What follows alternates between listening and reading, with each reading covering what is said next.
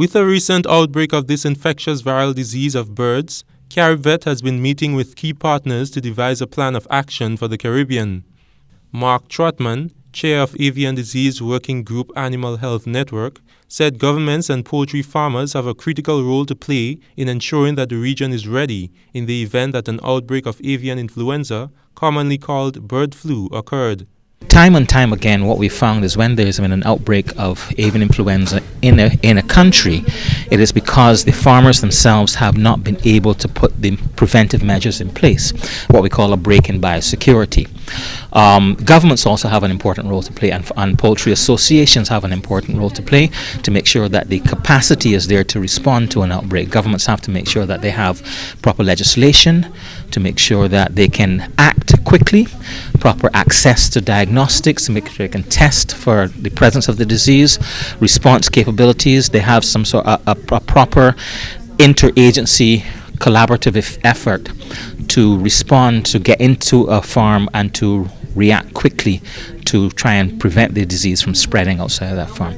Trotman noted that although the Eastern Caribbean is fortunate to not be in the direct pathway of migratory birds that may carry the disease, the risk of it entering is still a real possibility. The pathway is not as clearly defined coming over our islands as it occurs through the more central Caribbean areas like Cuba, Jamaica, and so on, which is a definite risk route for North American birds coming south.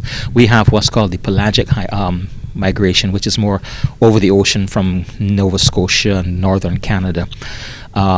And there are not that many good landing sites for these birds to stop off and drop their viruses. So we're a little more fortunate. The risk is a little less for the Eastern Caribbean and for the Central Caribbean, but it's still very much there.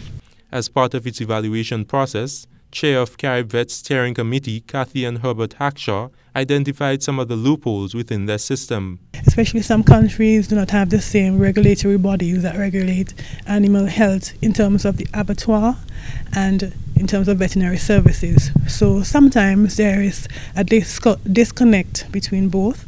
So therefore, in the abattoir, if it's not regulated by the veterinary services, we may not have transfer of information of diseases that affect animals there, and so the veterinary services may not know what to use to in terms of project to tackle that situation. Immediately following the Caribvet meeting will be the 16th meeting of the Chief Veterinary Officers of the region, in which the establishment of a harmonized regime protocol for the movement of pets will be among the topics of discussions. Delroy Lewison, GBN News.